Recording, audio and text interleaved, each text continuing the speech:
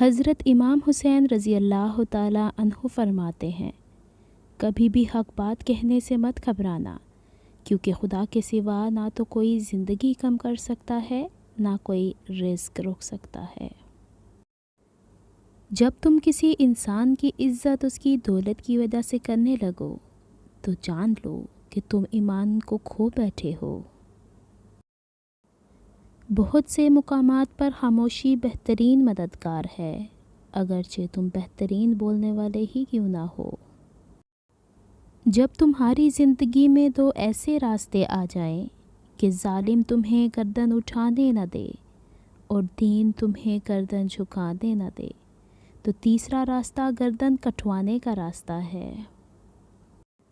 اس خدا پر بھروسہ کرو جو نافرمانی کے باوجود تمہارا رزق بند نہیں کرتا۔